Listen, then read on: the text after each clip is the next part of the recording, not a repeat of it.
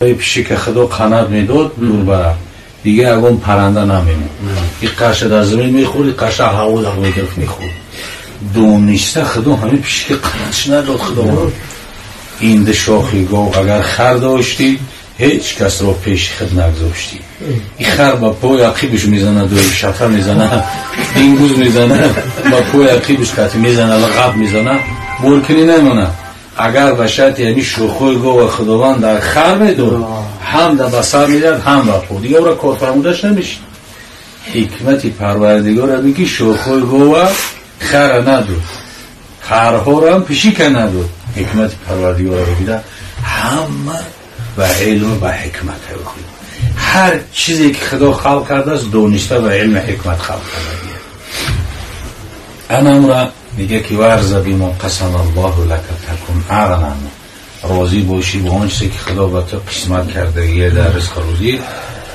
تو بویترین مردم هستی و سرین گفت و احسن الی جاری که تکن مؤمنان نیکویی که به سوی همسایت می باشی مؤمن نیکویی که به سوی همسایت می باشی مؤمن همون وقت مؤمن گفته می شود تا که به همسایت نیکویی کنی همسایت را نیکی داشته باشی همسایه را که گفتن چند نمود همسایه کافی را همسایه مسلمان خویش همسایه مسلمان همسایه گوناگون میشه و همون همسایت باید که نیکویی داشته باشه همون وقت را مؤمن گفته میشه همسایه کسر شد خبرگیری شده همسایه مور جنازه برای بخونی همسایه توی خرسندی کرد در خرسندیش برای باید تبریک مبارک بودش کنی یعنی که حقای همسایه همین است که همسایگی را رعایت داشته باشی وقتی که به همسایه ها نیکویی داشته باشی تو مؤمن است در دوام میگه پیامبر صلی الله علیه و سلم گفت که و احب للناس ما تحب لنفسک تکن مسلما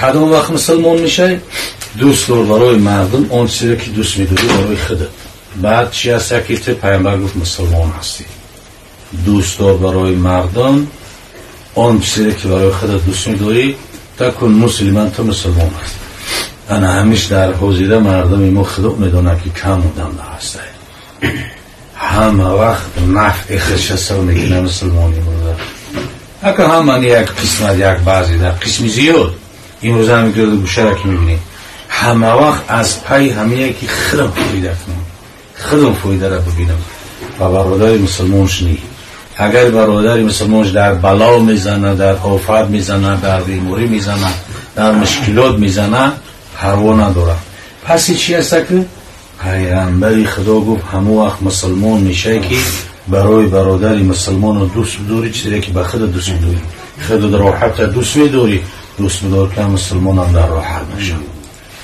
خودت کاری سبوک دوست میداری دوست بدار که مسلمان در کاری سبوک باشه خودت همین فایده را دوست میداری دوست بدار که برادر مسلمان هم فایده را ببینه انا همون وقت بعد چی است مسلمان کامل میشه و احب للناس ما تحب لنفسک تکون مسلما دوست دار برای مردم آن چیزی که برای خود دوست می‌داری بعد چیزی هستی مسلمان هستی انا همین محبت امروز کنده شدگیه محبت نیست مهر نیست در مدد یک دیگر من همین سببش چیه سببش دوست داشتنی دنیا همین دنیا را که دوست داشتی خونه تا بهترین همه را خاصی بکنی سوارات همه را بهترین خاصی بکنی شرایط همه بهترین را خاصی بکنی تو چند وسوسه شیطان حرص جا می شود و دوست نمیداری که دیگه ای داشته باشه و داشته باشه و داشته باشه انا چی است که پیغمبر میگه هم وقت مسلمان میشه که دوست دار برای خودت چیزی برای مسلمان ها دوست میداری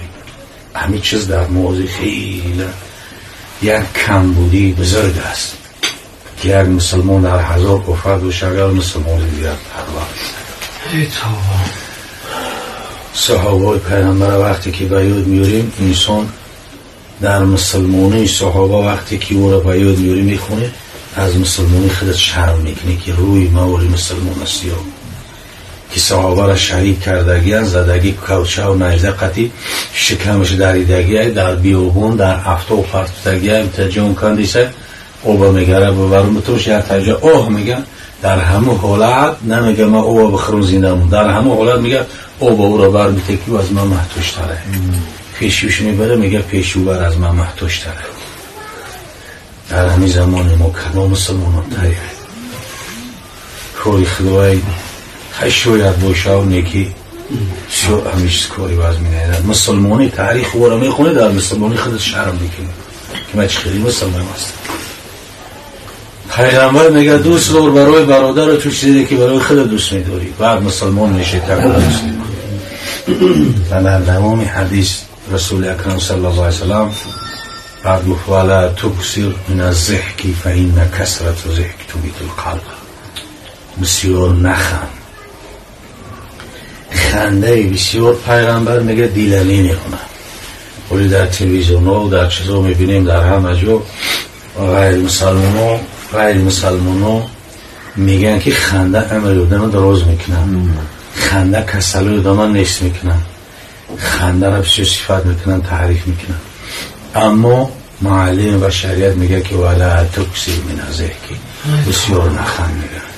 فإن کثرة الضحک، حقو که پیغمبر میگه بسیاری خنده دیلمی میرونه، دل سیاه میشه، دل در غفلت میمونه. عادتا آدمی که در غفلت هسته همین دل زنگار زدگی سیاه، وقتی که در غفلت قه زدن میخنده.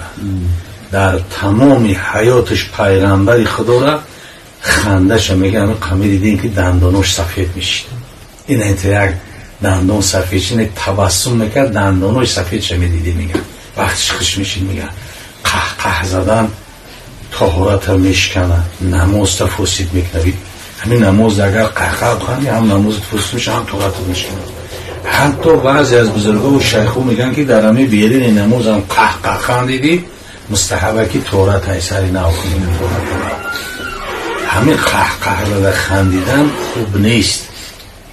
دیگرو میگن خوب عمر دراز میشه، سعادت میشه. نه، دیگر هر کسی میگه نمیگه گفتی در مویه چینی زرده که قدر نداره.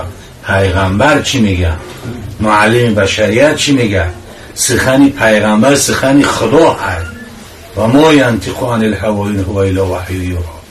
پیغمبر میگه خنده بسیار میگه دیلمی میکنه، دل سیاه میکنه، دل زنگ میزنه. وقتی که دل سیاه شید و زنگ زد، وقتی که چکور کرد زنگار زد و سیاه شید غاف شید، دیگر پردگرو دیگر آدم شست دیگر قهقه زده میخنده. اگر نه صحابه پیغمبر میگه یک پیغمبر از قیامت گپ میزد، از قیامت گپ میزد، یا که از دوزخ گپ میزد، از دهشت قیامت گپ میزد.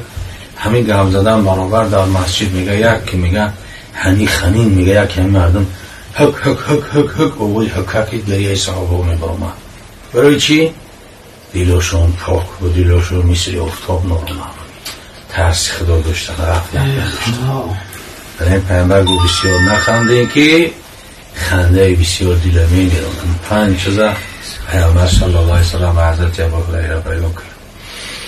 خداوند نکن عمل کردن برای گفته و نصیب میکنه. هر چیزی که اهل علم میگن البته که گفتن بسیار باشه و عمل نباشه، این برعکس یه گناهی را که انسان دانسته میکنه اگر 70 برابر با زیادتر هیچ گناهش جوابتیش در نزد خدا با وزمین تره. وقتی که دانسته گناه بکنه، نادانسته باشه که یک نوعی. پس اگه چی هست؟ خداوند عمل کردن نصیب و روزی ما بگرد. محفل خیر مبارک